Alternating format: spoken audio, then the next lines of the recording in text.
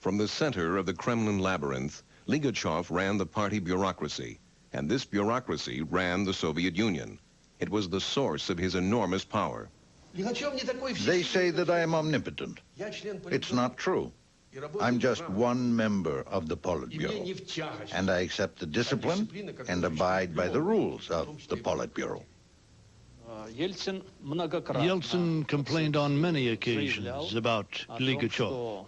He said Ligachev was petty, concentrating on minor issues, that he was unprincipled and inconsistent, and that he leaned on local party committees. We faced each other in the Politburo and we just locked horns.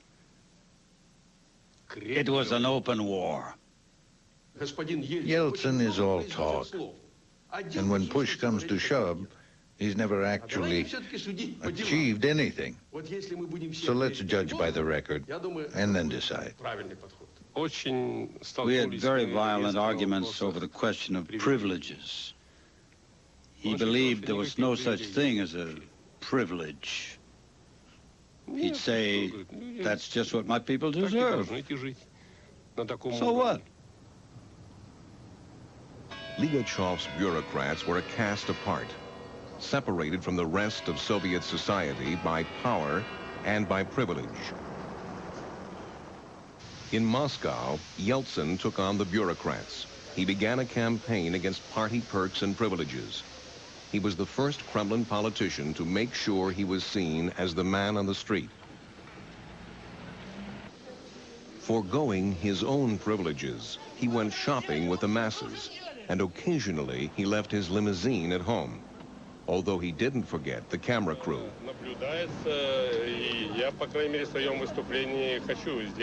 I always want to see things change, moving toward the direction of greater social justice and equality. With these simple steps, Yeltsin turned perestroika into populism. Never before had a Soviet leader dared take the people's side against the party establishment. And the party establishment didn't like having their toes stepped on.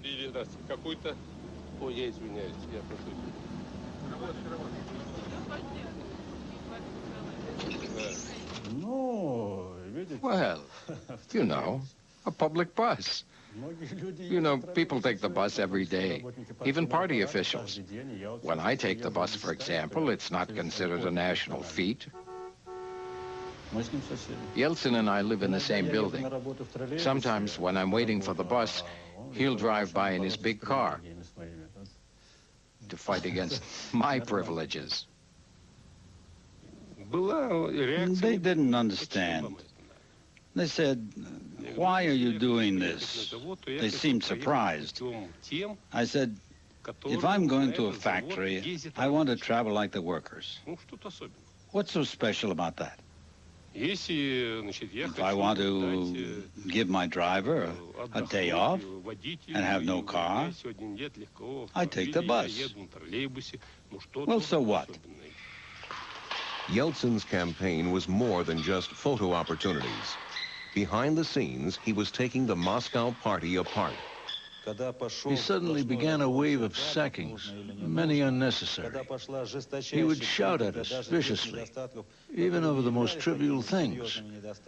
It became oppressive. It was a terrible place to work. At first, it was difficult. I didn't know my staff. I had just come to Moscow and had to pick new people. Yeltsin sacked the old mayor of Moscow. He cast aside all 6 of the city secretaries, 15 of 19 section heads, and 22 of 33 district first secretaries. At first, we accepted that these people had to go. But then he started a second, then a third round of sackings. Well, it began to worry us. And I personally criticized Yeltsin at the Politburo. Yeltsin was heavily criticized by General Secretary Gorbachev. He said, "Boris, we are for perestroika, but perestroika means restructuring. not mindless upheaval. I can't say I never made mistakes. Of course, I made some mistakes, but not many.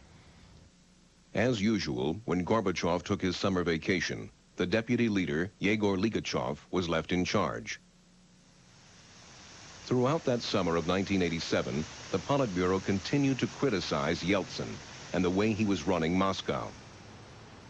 The capital city had always been a showcase for the party, with public displays limited to the proud and patriotic.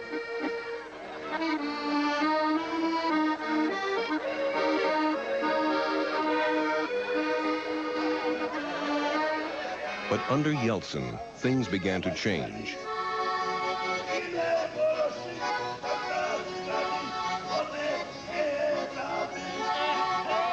All kinds of characters began to use Moscow's new pedestrian precinct, the Arbat, as a hangout. To Yeltsin's conservative colleagues, it all smacked of bourgeois decadence. Yegor Ligachev toured the area and reported to the Politburo on his findings. There was a flood of complaints from the residents there about the noise and disorder, so the Politburo instructed Yeltsin to fix the problems. We considered allowing demonstrations in Moscow. And Yeltsin, who was then the first secretary, was in favor of allowing demonstrations and suggested something along the lines of a speaker's corner, like the one in London's Hyde Park.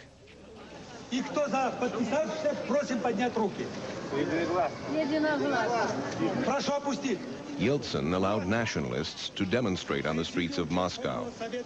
These first protests were tame enough, but more followed. Yeltsin's popularity grew everywhere but on the Politburo. Well,